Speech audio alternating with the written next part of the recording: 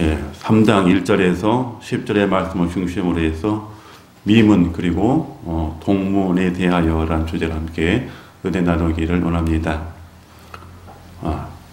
이 말씀 여러분들 참 많이 들었죠. 참 많이 듣고 안진뱅이를 일으키는 일들, 이 베드로와 요한 사도의 그 행적이 많이 기록되어 있고 이 부분을 통해서 많은 설교들이 이렇게 왔다 갔다 합니다. 그리고 지금도 듣고 있고 지금도 선포가 되고 있고요. 근데 성경을 항상 제가 여러분들에게 말씀을 드립니다. 성경을 볼 때 그 사건을 보지 마라. 그 사건을 통해서 하나님이 우리에게 무엇을 요구하시고 무엇을 전하기를 원하시는 그 핵심을 보라고 늘 말씀을 드리고 있어요. 그래야만이 하나님의 그 마음을 0.01%라도 알 수가 있다라고 늘 말씀을 드리고 있어요. 제 설교의 핵심이 늘 그거예요. 성경의 본질을 보라. 그 얘기거든요. 그래서 이 사도행전은 어떠한 성전이냐 하면은 성령님께서 이 땅에 오셔서 성령님과 사도들의 활동을 기록한 책이란 말이에요. 그리고 마태, 마가, 누가, 요한복음, 사복음서잖아요. 이 사복음서에 대해서 기록한 것은 이 구원이라는 것, 그리고 예수 그리스도에 대한 것, 거기에 기록이 되어 있는데 우리가 어떻게 할 수 없는 것이 기록이 되어 있어요. 사복음서는 우리가 어떻게 해서 되는 것이 아니고 할 수도 없는 상황. 그런데 하나님의 아들 되신 예수 그리스도께서 모든 것을 해 주셨다라고 기록된 것이 사복음서까지, 그 요한복음까지. 우리가 한 것이 한 가지도 없어요. 그런데 사도행전부터 시작하여서는 사도행전은 예수께서 가시고 예수의 영이 다시 오셔서 활동을 해주시는 그 시대, 그 시대를 기록한 것이고, 로마서는 자 그러면 예수님께서 가시고 성령님께서 오시고 활동을 하셨고 그 성령을 받은 우리가 어떻게 신앙생활을 해야 하는가에 대해서 로마서는 기록을 하고 있어요. 이게 성경의 흐름이에요. 그래서 로마서를 꼭 우리가 봐야 되고 그것을 완독해야 한다는 이유가 바로 그거예요. 자, 믿는 자가, 예수를 믿는 자가 어떻게 살 것이고 무엇으로 살 것인가에 대해서 로마서 1장부터 마지막 장까지는 정확하게 기록을 하고 있다는 거예요. 전반부에서는 믿음으로, 의인은 믿음으로 살 것이라는 것을 기록해 놓은 거고 16장까지 후반부까지는 그러면 우리는 어떻게 행할 것이냐 그것을 기록해 놓은 것이 바로 로마서예요. 그래서 마태, 마가, 누가, 요한복음 이 사복음서는 예수께서 하시는 일들의 행적, 그리고 사도행전은 성령님께서 오셔서 사도들을 이끌어 가시면서 초대교회를 세우시고 이방 민족들에게 복음을 전파하는 길을 열어주시는 그 메시지 역할을 하셨고, 로마서에서는 그러면 그걸 받는 우리들은 어떤 삶을 살 것이냐라고 기록하신 말씀이에요. 그런데 그 소두에 오늘 사도행전에 등장을 하는 거예요. 자, 이 시대에는 율법이 없는 시대가 아니고 율법이 들어가 있는 시대예요. 율법과 신약이 같이 공존한 시대예요. 자, 쉽게 얘기하게 되면 세례 요한과 예수님이 같이 있는 시대예요. 그 공존의 시대라고 생각하시면 돼요. 그래서 율법에 따라서 베드로와 요한이 제9시에 성전에 올라가서 기도하는 시간을 갖는 거예요. 자, 제9시라고 하면 오후 3시에 그 율법에 따라서 유대인들은 하루에 3번을 기도했어요. 근데 그 중간 시간 오후 3시에 지금 예배를 드리고 기도하는 시간을 갖기 위해서 올라가는 거예요. 그 시간에 지금 성전 미문에 앉아있는 이 안진뱅이를 보게 되는 것이고 그 사건을 통해서 일이 일어나게 되는 것이죠. 자, 그렇다면 오늘 이 미문과 동문에 대해서라고 주제를 잡았어요. 많은 사람들은 이 설교를 할 때에 은과 금이 없는 곳으로 설교를 해요. 근데 왜 이 원목사는 미문과 동문이라는 사실을 선택을 했을까요? 이 흐름을 알지 못하면 이 미문이 뭐고 동문이 무엇인지를 모르는 거예요. 그걸 알면 여러분들이 성경이 오늘 얘기하는 것이 무엇인가라는 것을 정확하게 깨뜨릴 수가 있어요. 여러분이 그 수원성 알죠? 화성에 가면 그 성이 있죠. 남한산성처럼 또 북한산성처럼 성이 있잖아요. 산을 둘러싸서 있고 그 안에 성이 있잖아요. 성. 임금이 있는 성. 근데 거기에 수원 화성의 성이 몇 개의 문이 있을까요? 물론 여러분 모르실 거예요. 왜? 고고학자가 아니니까. 저도 고고학자가 아니에요. 그래서 오늘 미문과 동문에 대해서 설교를 하기 위해서 조사를 내가 좀 했어요. 근데 수원 화성에 있는 이 성의 문이 총 11개의 문이 있어요. 그것을 내가 설교를 하기 위해서 여러분 이해를 돕기 위해서 이제 말씀을 드리는 거예요. 그걸 중요한 것은 아니에요. 잠깐 설명을 하면 첫 번째 문이 있는데 이것은 장화문이라고 그래요. 장화문인데 그것은 정문을 이끄는 문이에요. 정문. 정문으로 출입하는 문. 근데 원래 이 보통 정문은 남쪽에 두는 남문을 사용하는 것이 정문이에요. 근데 왜 굳이 이렇게 북문인데도 불구하고 정문으로 했냐 하는 것은 이유가 있어요. 임금이 그 북문으로 처음 출입을 했어요. 그 출입을 하는 문이 정문으로 선택이 된 곳이고 정문으로 지정이 된 거예요. 지정이. 그래서 북문을 정문으로 사용하는 거예요. 11개의 문 중에서. 원래 남문이 정문인데. 그래서 북문을 정문으로 사용하는 것이 되었다고 해서 그것이 정문이 되는 거예요. 근데 11개의 문이 있는데 첫째는 장화문, 둘째는 팔달문은 사방으로 돌아갈 수 있는 문이라고 해서 팔달문이. 그리고 3번은 창옥문, 4번은 화서문, 5번은 홍학문, 6번은 남수문, 7번은 동안문, 8번은 북안문, 9번은 서안문, 10번은 남안문, 11번은 선남안문. 이렇게 11개의 문이 있어요.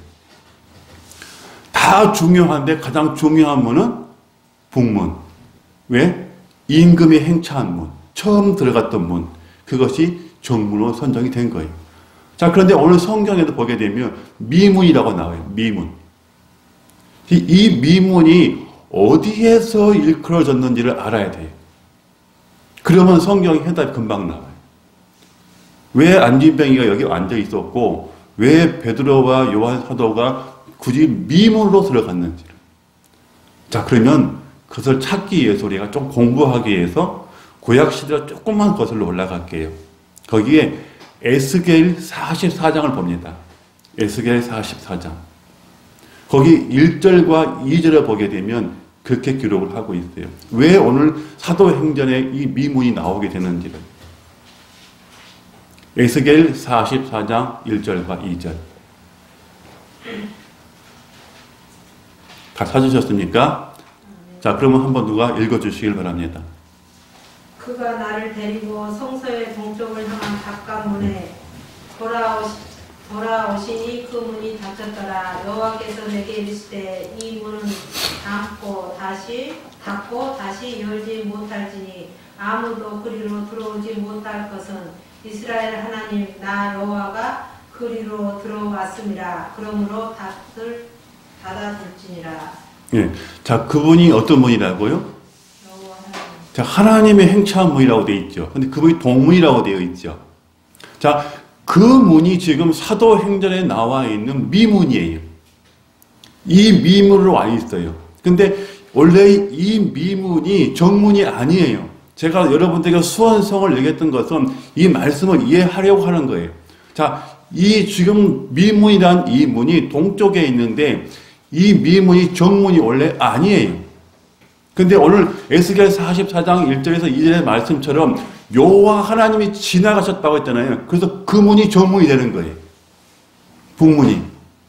정문이 되는 거예요. 근데 그 정문인데 이 문을 신약시대에 누가 들어가셨어요? 예수님께서 호산나 다윗의 자손이라고 예루살렘의 성을 들어갈 때에 이 문을 통과했어요. 구약시대에는 여호와 하나님이 들어가시면 그 문이 닫혀졌잖아요. 그런데 예수께서 다시 그 문을 다시 열고 들어가신 거예요. 예루살렘의 성을 입성을 하신 거예요. 그래서 그 문이 다시 열린 거예요. 자, 이것은 무엇을 얘기하고 있어요? 율법으로서는 우리가 하나님 안에, 예수 그리스도 안에 천국에 갈 수 없지만 예수께서 그 닫혀진 문을 다시 여심으로 말미암아서 우리가 하나님의 지성소에 갈 수 있다는 거예요. 하나님의 천국에 들어갈 수 있다는 거예요. 하나님 나라에 들어갈 수 있다고 설명하는 거예요. 그런데 오늘 이 베드로가 요한 사도가 제3시에 왜 이 미문이라고 갔냐는 그 얘기고, 왜 안진뱅이가 그 많은 분들 중에서 이 미문에 앉아 있었냐가 결정적인 힌트예요. 자, 분명히 예수님께서 그 문을 여셨어요. 예루살렘 성에 들어가실 때 그 문을 여시고 예루살렘의 성전에 들어가셨어요. 자, 그러면 요한도 베드로도 그 율법에 따라서 하루에 3번 기도하는데 그 중간 시간 오후 3시에 가서 기도를 갔단 말이에요. 그럼 율법과 신약이 같이 공존을 한다고 얘기했죠. 근데 이 미문이라는 말의 뜻이 무엇이냐면 10개의 예루살렘 문이 있어요. 예루살렘의 성 자체 내에 10개의 문이 있어요. 지금 수원성처럼 그런 문들이 많이 있단 말이에요. 근데 거기에 하나님께서 처음 들어가신 곳, 그리고 예수님께서 그 문으로 들어가신 이유가 있다는 거예요. 그 미문이라는 곳에 들어가야만이 지성소하고 가장 가까운 문이 미문이에요. 하나님의 성전, 예루살렘의 교회 내에 들어갈 수 있는 문이 이 미문이 가장 가까운 문이에요. 그래서 이 문을 선택하는 것이고 이 문으로 많은 사람들이 들어가는 것이고 그럴 때에 이 안진뱅이를 거기에 앉혀놓는 이유가 있는 거예요. 왜? 그곳은 출입이 많으니까. 근데 원래 이 미문이라는 문은 본래 언어는 황금문이에요. 황금문. 황금으로 되어진 문이에요. 황금으로. 그래서 거기를 출입하여서 자기의 종교의 의식을 행했던 거예요. 자, 그러면 이 미문은 겉에는 황금으로 되어 있어요. 그러면 안에는 어떻게 되어 있을까요? 안에도 동일하게 황금으로 되어 있어요. 자, 이것은 무엇을 얘기하고 있어요? 우리가 법궤를 보게 되면 안팎으로 다 금으로 포장이 되어 있어요. 그 안에는 나무 널판이 들어가 있는 거고 금을 다 쌌단 말이에요. 그러니까 성소하고 거의 비슷하게 만들어 놓은 거예요. 문 하나의 그 표변이. 그런데 거기에 황금색을 칠해놓은 이 황금문이 있는데 거기는 무엇을 얘기하냐는 거예요. 오늘 분명히 성경은 답을 제공해주고 있어요. 거기에 바깥에 황금문이 칠해진 그 이유는 오늘 안진뱅이가 구걸했던 은과 금을 요구할 수밖에 없다는 거예요. 성문 바깥에, 예루살렘 성 바깥에는 세상이에요. 세상은 은과 금을 요구한다 그 얘기예요. 세상은 그것이 모토고 그것이 멘토고 그것이 주체고 그게 다니까. 오늘 안진뱅이가 가장 시급하게 고침을 받아야 하는 것이 뭐예요? 은과 금이에요. 자기가 그 자신이 그 다리에 고침을 받고 일어서는 거예요. 지금 그 안진뱅이는 본질을 잃어버린 거예요. 본질. 다른 사람이 그 성전 미문에 앉혀주지 않으면 죽을 수밖에 없는 그런 본질이 아닌 다른 것을 요구하고 있는 거라. 안진뱅이가 시급하게 고쳐야 할 문제는 자기 스스로 일어나는 것이잖아요. 그것을 모르고 그 눈을 뜨지 못하고 은과 금의 초점이 맞춰져 있기 때문에 매일같이 세상에 구걸하는 삶을 사는 거예요. 그래서 지금 세상은 어떻게 돼요? 교회들에게 그렇게 선포를 해요. 세상에 선포하는 것은 너희들이 이곳을 위해서 헌신하고 이곳을 먹여 살려봐라. 그러면 내가 교회 갈게. 너희들이 나를 위해서 뭔가를 해봐라. 그러면 내가 교회 갈게. 너희들이 세상에서 착한 일을 해봐라. 그러면 내가 교회를 갈게. 이 어려운 세상을 교회들이 먹여 살려봐라. 그러면 내가 교회 갈게. 이렇게 얘기를 해요. 교회는 청와대가 아니에요. 백성을 먹여 살리는 그런 청와대가 아니란 말이에요. 그런 어떤 단체 집안이 아니에요. 교회는 은과 금이 없다고 할지라도 오늘 베드로와 요한 사도처럼 십자가만 제공되고 십자가만 자랑이 되어야 되고 십자가가 모토가 되어야 되는 거예요. 그럴 때에 하나님이 영광을 받으시는 거고 교회의 본질이 사라지지 않는 거예요. 그래서 은과 금이 없다고 할지라도 나를 구원하신 예수 그리스도 그분이 본질이 된다고 한다면 은과 금은 필요가 없는 거예요. 세상을 먹여 살리는 것이 교회가 아니에요. 우리의 삶의 질이 높아지는 것이 교회가 아니에요. 오직 교회는, 오직 우리의 모임은 예수님을 높이는 모임이에요. 예수님을 기념하는 모임이고 예수님을 찬양하는 모임이에요. 그분이 존경을 받으셔야 되고 영광을 받으셔야 되고 그분이 예배를 받으시는 분이어야 되는 거예요. 그런데 오늘 우리 교회뿐만 아니라 세상의 모든 교회들이 뭘 요구하고 있어요? 지금 이 미문에 칠해져 있는 황금문만 요구하고 있다는 거예요. 은과 금이 있어야만이 교회를 운영해 나가고 은과 금이 있어야만이 세상을 다스릴 수가 있고 은과 금이 있어야만이 세계 선교를 할 수가 있고 은과 금이 있어야만이 교회가 성장해 나가고 있고 은과 금이 있어야만이 세상에 빛을 지지 않는다고 하고 있는 거예요. 그러면 뭐예요? 은과 금을 위해서 진리가 변해져 가는 시대가 됐다는 거예요. 은과 금을 위해서 진리를 맞춰가는 시대, 은과 금을 위해서 예배를 맞춰가는 시대가 됐다는 거예요.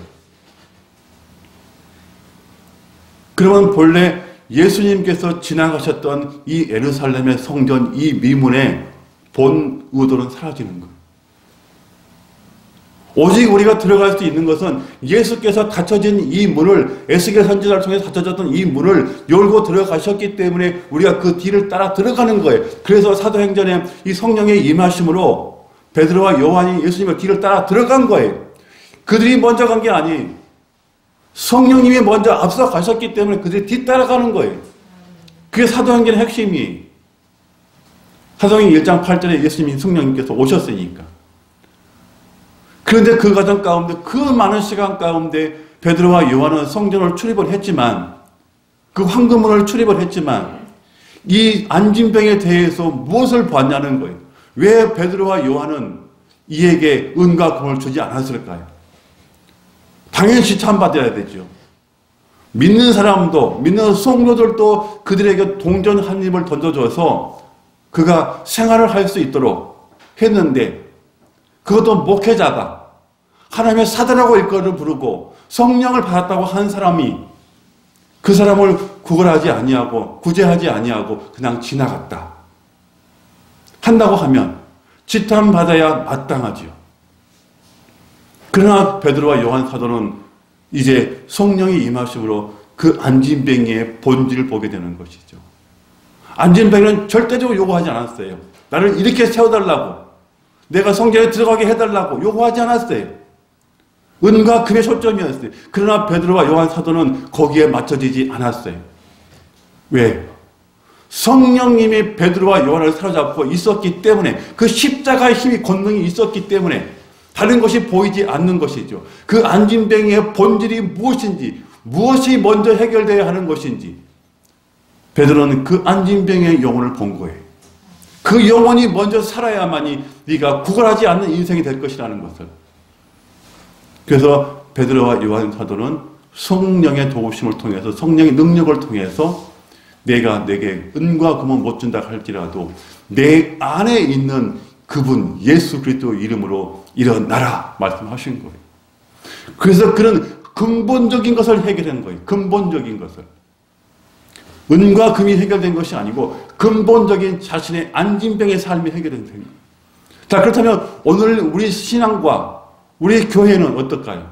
지금도 미문에 앉아있는 안진병의 신앙인가요? 아니면 예수 그리스도로 말미암아서 성장되어서 하나님의 성전에 뛰어가는 신앙인가요?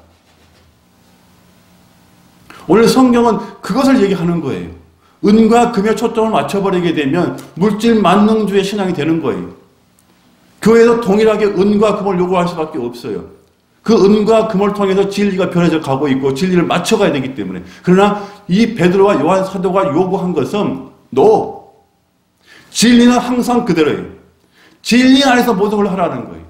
진리 안에서 생활도 변해야 되고 나의 환경도 변해야 되는 것이지 환경 때문에 진리가 변해서 안 된다고 하는 거예요. 지금 이 안진뱅이가 요구한 것은 우리가 요구하는 것이고 하나님이 요구하신 것은 베드로가 요구한 것과 똑같은 거예요. 본질을 해결하라. 본질. 너의 영혼을 먼저 구원받으라는 거예요. 너의 영혼이 먼저 일어서라는 거예요. 그럴 때 은과 금이 필요하지 네 영혼이 오늘 죽어가는데 무슨 은과 금이 필요하다는 거예요. 그런데 안타깝게도 오늘 우리 교회들은 다 이런 은과 금을 초점에 맞추고 있다는 얘기예요. 성도들은 어려워서 부채에 쌓여서 그 짐이 너무 커서 쓰러지고 있는데 왜 세상에서는 그렇게 요구하지만 교회마저도 그렇게 요구하는 자는 이거예요. 성도를 살려야 하는 이유가 뭐예요? 하나님의 자녀이고 하나님의 백성이잖아요. 하나님께서 택하시고 선택하신 민족이란 말이에요. 그러면 십자가의 도를 통해서 밀어나지 않게끔 만들어가는 것이 교회의 형성이란 말이에요. 그래야만 예수님이 교회의 주인이 되신 거란 말이에요. 그런데 여전히 지금도 은과 금에 초점을 맞춰 있고 거기에 설교를 한다고 한다면 안타깝게도 대한민국의 많은 크리스천인들은 이 안진뱅이처럼 날마다 하나님께 은과 금을 요구할 수밖에 없다는 거예요. 그게 본질인 줄 아니까. 잘 살기 위해서 교회 오는 것이 아니라는 거. 내가 은과 금이 풍부해지고 나의 생활 환경이 바꿔지는 것이 아니라는 거. 내가 주님을 등에 업고 부귀영화를 누린다는 것이 아니라는 것을. 항상 내 앞에는 십자가가 먼저 가야 한다는 거.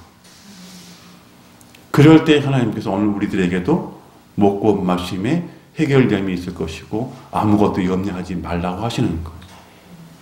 그게 본질이 바뀌어버리니까 자꾸를 염려하게 되는 거예요. 오늘 성전 미문에 앉아서 구걸하는 이 인생이 날마다 먹을 것에 근심했던 것처럼 날마다 우리는 그렇게 근심하게 되는 것이고 세상은 그걸 또 요구하게 되는 것이고 그래서 우리는 어떻게 돼요? 매일과 같이 은과 금을 위해서 수고를 하게 되는 거예요. 사랑하는 여러분, 오늘 우리 교회 내에 이 안진뱅이 신앙이 있어서는 안 됩니다. 이 오목사는 여러분들의 은과 금을 보는 것이 아니라 오늘 베드로와 요한처럼 냉철하게 복음으로 여러분의 영혼을 먼저 봐야 하는 것이 목회자가 할 일이에요. 여러분의 삶과 우리 교회가 은과 금이 없다고 할지라도 여러분의 영혼이 먼저 살아야 하기에 그 영혼을 볼 수 있는 냉철함이 목회자인 오목사에게 있어야 되는 거예요. 근데 그것을 말씀해 주시고 그것을 가르쳐 주신 이가 바로 성령님이신 거예요. 내 스스로는 할 수 없어요. 나도 본질상 진노의 자식이니까. 그러나 성령님께서 날마다 하신 말씀은 동일해요. 본질을 잃어버리지 마라. 본질이 뭐냐? 예수 그리스도께서 하나님의 아들 되심이라는 것을. 요한복음 20장 30절에서 31절에 말씀하시잖아요. 예수께서 성경에 기록되지 아니하는 모든 표적들을 많이 행하니 이는 예수 그리스도께서 하나님의 아들 되심을 믿게 하려 함이라. 그렇다면 오늘 이 베드로와 요한 사도가 이 안진뱅이를 고친 이유는 뭐예요? 바로 하나님 아들 되신 예수 그리스도가 본질이라는 것, 그분이 하셨다는 것, 그리고 그분을 믿게 하려 함이라는 것을 오늘 베드로와 요한 사도는 그 말씀 속에서 예수 그리스도 안에서 일어 살아간 그 얘기가 바로 그 본질이라는 거예요. 그래서 오늘 이 뒤 후드에 보면 뭐라고 말씀하고 있어요? 그가 일어나 다리에 힘을 얻고 성전에 뛰어 들어가서 하나님을 찬미하니 많은 사람들이 놀라고 놀라더라. 오늘 우리의 모습들이 그렇게 돼야 되는 거 아니에요? 지금 내가 세상을 살아가면서 은과 금이 없다고 할지라도 저 미문을 열고 들어올 때에 내가 기뻐서 하나님을 찬미하고 찬송해야 될 것 아니겠어요? 그래야 많은 사람들이 놀랄 거 아니에요. 과연 무엇이 있기에, 저들의 삶에 무엇이 연결되어 있기에 은과 금이 없어서 저렇게 힘들고 고통의 삶을 살지만 저들은 교회 가는 그 모습이 왜 이렇게 아름답고 왜 얼굴이 천사와 같은지 왜 밝아 보이는지 과연 그것이 뭘까? 라고 우리가 할 수만 있다면 여러분들은 인생을 잘 사는 거예요. 그리고 믿음으로 사는 거예요. 여러분, 예수 그리스도를 믿게 하려 함이라. 이 본질을 잃어버리지 마시고 십자가의 도가 밀어나게 되지 마시고 멸망당하지 마시고 십자가 도가 하나님의 은혜인 것을 우리는 깨달을 때에 이 미문에 앉아있는 이 안진뱅이 신앙이 아니라 이제 서서 걷고 뛰어서 하나님을 찬미하는 그런 인생으로 살아간다는 것이에요. 그리고 이 이후에 예루살렘의 이 성전 이후에 그리고 많은 시대가 흘러갑니다. 많은 시대가 흘러갔을 때에 이제 에스겔의 예언처럼 이 미문, 이 동쪽의 문은 닫혀지게 됩니다. 지금은 없어요. 폐쇄가 됐어요. 그 문이 막혔어요. 왜? 유대인들이 막았어요. 예수 그리스도가 오셔서 다시 그대로 들어간다라고 해서 그 문을 막아버렸어요. 근데 예수님은 이미 그 문으로 들어가셨다가 하늘로 올라가셨어요. 자, 그건 뭘 얘기하고 있어요? 죄는 결단코 이 미문으로 못 들어간다. 그 얘기예요. 죄가 이시는 하나님이 들어가셨던, 하나님이 출입하셨던, 예수님께서 출입하셨던 그 문으로 죄를 가지고는 결단코 들어갈 수 없다고 하는 거예요. 그래서 다시 그 문을 막아버렸어요. 지금은 그 문이 없어요. 자, 그 문이 이제 언제 열려요? 그렇죠.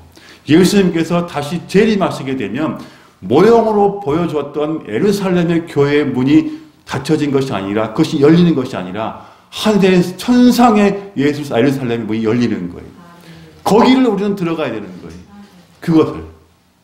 그런데 그 문을 설명하지 아니하고 아직까지도 예수님이 들어가셨던 예루살렘만 설명을 한다고 그러면 우리 성도님들은 여전히, 세상 교회는 여전히 지금과 같이 동일하게 세상을 평정시키고 로마에서 해방시키고 부귀영화를 만족하게 해주시고 내 성소장부에서 올라가는 성공하는 인생만 얘기할 뿐이 결국은 그 예루살렘의 성에 다 가둬놓고 다 문 닫아버리는 거 마찬가지. 오늘 우리 샘터교회 모든 성도님들은 그 많은 문들 중에 이 미문이라고 하는 황금으로 칠해져서 가장 아름다움이라고 하는 이 문, 자, 이 문에 대해서 겉에는 황금으로 되어 있고 그 안에도 황금이 되어 있지만 그것은 무엇을 얘기해요? 법궤를 얘기하지만 그 법궤 안에 주인 되신 예수 그리스도의 십자가가 거기에 비춰지고 있고 찬란하게 복음의 빛을 비추고 있음에도 불구하고 그것을 보지 아니하고 아직까지도 은과 금을 제공해 달라고 소문을 벌리고 있는 그건 구걸의 신앙이 된다면 우리는 교회 안에 있다고 할지라도 세상 바깥의 사람과 다를 바가 한 가지도 없어요. 한 가지도 없어요. 예수 그리스도의 죽으심과 세상이 요구한 것과 다를 게 뭐가 있어요? 우리는 살아야 돼요. 죽어서는 안 돼요. 지금 세상에 많은 사람들은 지금 이 미문을 계속해서 통과하고 있고 미문을 지나가고 있어요. 이 안전벨트처럼 날마다 앉아 있어요. 그러나 그들은 그 안에 들어가 있는 예수 그리스도 십자가를 구원의 은혜를 못 보고 있어요. 예수께서 그걸 들어가신 것을 못 보고 있는 거예요.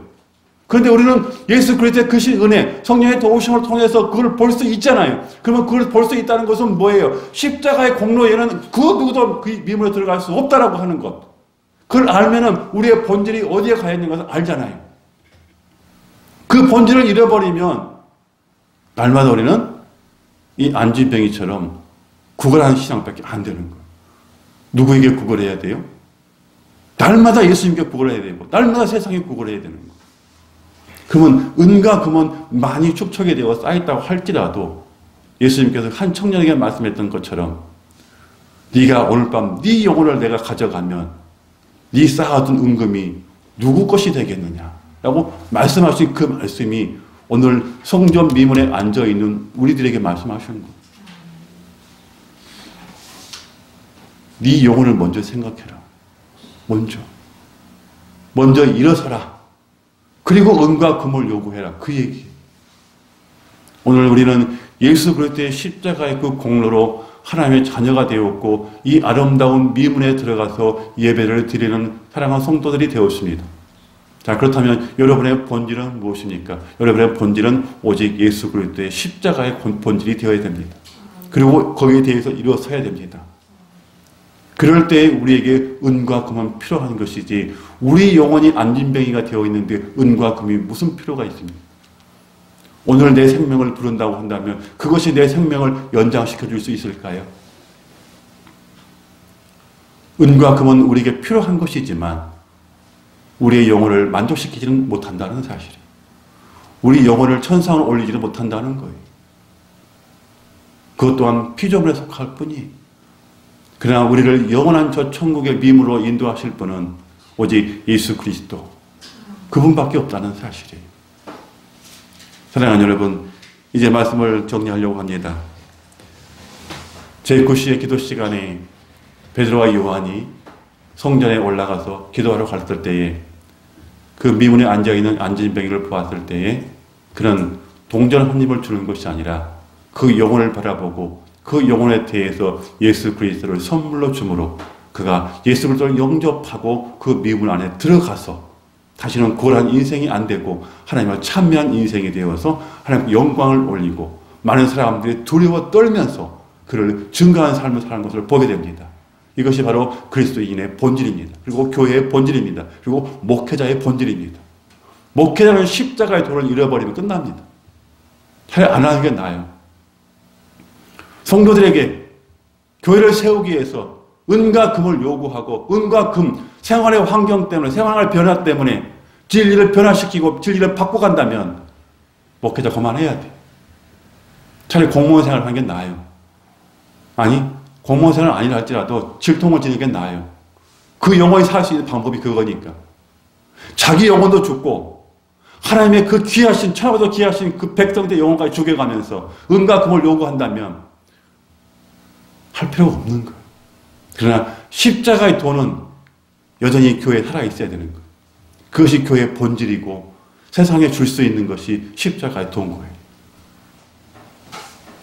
우리 센터교회 보던 성도님들은 은과 금은 부족하고 은과 금은 없다고 할지라도 은과 금 때문에 진리와 맞바꾸는 진리를 변질시키는 그런 성도가 아니라 진리 때문에 내가 은과 금이 없다고 할지라도 나는 괜찮아. 이 진리 때문에 내가 세상에 핍박을 받는다고 괜찮아. 그분은 나의 아버지시니까. 만군의 아버지시니까. 그분이 나를 위로하시고 나를 보호하시고 나를 이끄시니까. 나는 그분의 자녀야. 이렇게 믿으신다면 여러분들은 십자가 도를 잃어버리지 않는 것입니다. 사랑하는 여러분, 한 번 더 당부합니다. 은과 금은 필요하되 이것이 진리와 맞바꿔서는 안 된다는 것을 꼭 기억하시고 우리 샘터 교회가 은과 금은 부족하다 할지라도 늘 십자가만 자랑하고 우리 입에서 늘 예수 그리스도의 찬양이 흘러나온다면 그것이 여러분이 드리는 영광의 예배라는 것입니다. 아멘.